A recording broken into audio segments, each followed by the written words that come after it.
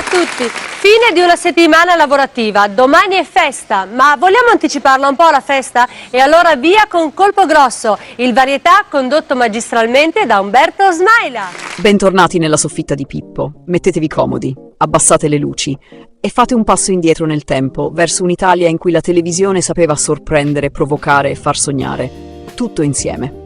Oggi parliamo di Colpo Grosso. Uno dei programmi più discussi, chiacchierati e ricordati della TV privata degli anni '80 e dei primi '90. Era un quiz televisivo, sì, ma non solo. Alla conduzione c'era Umberto Smaila, ironico, elegante, sempre sul filo della complicità con il pubblico. E accanto alle domande, ai premi e al gioco, c'era qualcosa che all'epoca fece parecchio scalpore: gli striptease in studio. Durante la puntata entravano in scena loro, le leggendarie ragazze Cin Cin. Modelle, presenze magnetiche, apparizioni studiate per accendere la fantasia, vestiti che cadevano lentamente, sorrisi che promettevano più di quanto dicessero, e quella sensazione inconfondibile di stare guardando qualcosa di proibito, ma perfettamente consentito dal telecomando. Colpo Grosso non era solo provocazione, era un vero fenomeno pop, il simbolo di una televisione più libera, più sfacciata, figlia di un'epoca che sperimentava senza chiedere permesso. E oggi, qui in soffitta, rendiamo omaggio a 5 ragazze Cin Cin rimaste nella memoria collettiva. 5 sogni televisivi che tornano a galla con una sigla, una foto sgranata, un ricordo improvviso. Prima di continuare, lo sapete già, iscrivetevi alla soffitta di Pippo. Nei commenti ditemi chi vi ha fatto battere il cuore. Qui si può dire tutto. Avere fatto centro. È inutile che ringrazi tutti. Sono contento di questo finale di trasmissione, perché con queste lacrime, con questa atmosfera, penso che noi rispondiamo in maniera migliore che in altri modi a tutte le cose brutte che sono state dette su di noi, che abbiamo portato volgarità, abbiamo portato uno spettacolo poco pulito. Non è vero, abbiamo creato qualcosa che era uno spettacolo di rottura per l'epoca in cui stavamo vivendo in quel momento. Cominciamo da Amy Charles.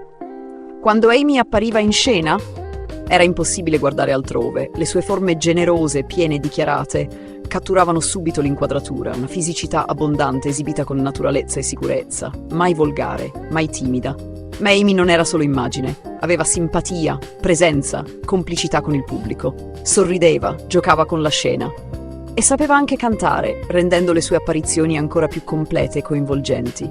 Era una bellezza solare, partecipativa.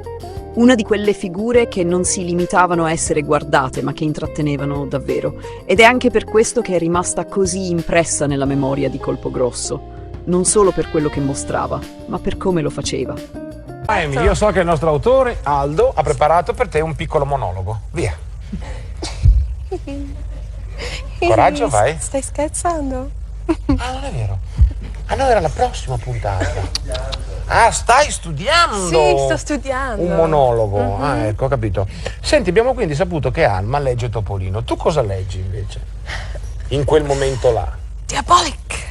È un lavoro per Diabolic. Diabolic, ti piace Diabolic? Sì. Fanno il film adesso. Probabilmente sarò il protagonista io, prima il portellone. Poi arrivava Monique Sluiter e lì si entrava nel mito. Monique era la ragazza Cin Cin per eccellenza, bionda, magnetica, internazionale, così iconica da diventare persino la voce della sigla del programma. Quando entrava lei, l'atmosfera cambiava. Non era solo desiderio, era spettacolo, consapevolezza, sicurezza assoluta. Monique era il sogno che sapeva di esserlo. Monique!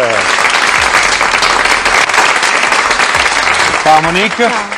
A proposito di caffè, Monique, Caffè? ti piace il caffè all'italiana? Cappuccio. Cappuccio? Sì. Cioè lo bevi senza guardarlo? Col cappuccio? Con schiuma. Ah, con schiuma! Sì. Ah, il E cappuccino! un po' cacao. Un po' cacao, Sì. un po' di cacao, sì. Un po' di cacao. Un po' di cacao. Sì. E ti piace ti piace il cappuccino? Sì. Ho capito. Il caffè è quello... Congelato. Ah, il caffè, cioè molto freddo, congelato? Sì.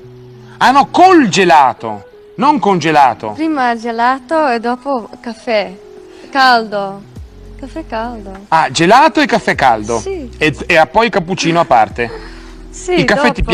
ti piace corto o alto, il caffè? Alto, con latte. Alto con latte? Sì. Cappuccino? Sì, o latte macchiato c'è anche. Insomma, del caffè proprio non vuoi saperne, eh? Vabbè, ecco l'aereo di Colpogrosso. Diversa, ma altrettanto memorabile, Linda Lorenzi. Linda non era una semplice presenza decorativa, era una valletta vera, una figura centrale. Dialogava, sorrideva, accompagnava il gioco. La sua sensualità era più complice, più confidenziale. Era quella bellezza che non stava su un piedistallo, ma accanto. In mezzo a tante apparizioni silenziose, Linda aveva una voce e il pubblico lo sentiva. E Linda, tu non hai gli acquari, non hai degli acquari? No, però ne comprerò uno. Ah, ho capito, Sì. ne comprerai uno. La mia nuova casa. Beh, allora fatti consigliare da Stefano, lui magari. così mi pare che se ne intenda, proprio colleziona acquari e chiaramente pesciolini. E, No, sai- ma pesci non ne voglio. No, No, cioè solamente piante. nell'acquario. Nell'acquario. Piante Coralli, sì, certo, ecco piante così. adatte per Sai acquario. chi ha un acquario bellissimo? Chi?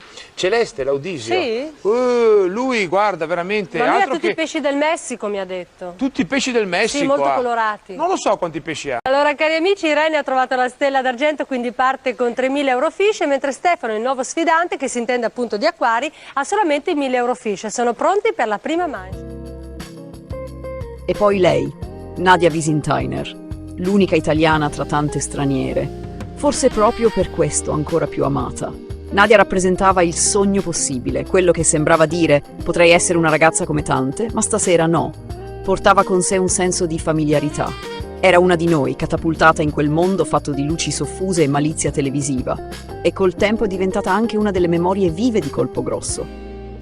Nadia Wiesentiner, l'unica italiana del gruppo. Esatto. Mamma mia, col nome tedesco però. Eh sì, mi hanno presa per quello, mi spacciavano per straniera. Chiudiamo con Angelique, nome dolce, presenza ipnotica. Di lei si sapeva poco, ma bastava vederla una volta per ricordarla a lungo. Angelique era l'essenza delle ragazze Cin Cin. Poche parole, pochissime informazioni, ma un impatto visivo fortissimo, uno sguardo, una postura. E il gioco era fatto. Quanto sei alta, Angelique? 1,80, 1,79. 1,79, c'ha un bel 7-8 cm di tacco, quindi avete capito che io sono potato basso. Angelique, continuiamo con le domande un po' così personali per scoprirti sempre più a fondo. Ecco, cosa ne pensi tu degli uomini italiani, Angelique? Io penso che sono tutti attori. Sì. Sì, non è vero? Non lo so, io lo faccio di mestiere. No, ma è difficile dire che uomo è attore o così, perché quando tu hai un'amicizia con un uomo o donna, non c'entra niente che lui è di Italia o Olanda o Inghilterra. Dici, gli uomini sono tutti uguali, dici, Sì, sono quelli quando tu simpatici hai e un quelli amico. simpatici. Oggi Colpogrosso sembra lontanissimo, eppure basta una clip, una foto sgranata, una musica in sottofondo e tutto torna. Non era solo un programma, era un appuntamento fisso. Un piccolo rito serale, un segreto condiviso davanti allo stesso schermo. E queste ragazze non erano solo belle, erano immaginario, evasione, desiderio televisivo. Se anche voi almeno una volta avete abbassato il volume sperando che nessuno entrasse in stanza, sappiate che non siete soli. Iscrivetevi alla Soffitta di Pippo, lasciate un like se questo tuffo nel passato vi ha fatto sorridere e nei commenti ditemi chi era la vostra ragazza Cin Cin del cuore. La soffitta resta aperta e certi sogni non passano mai di moda.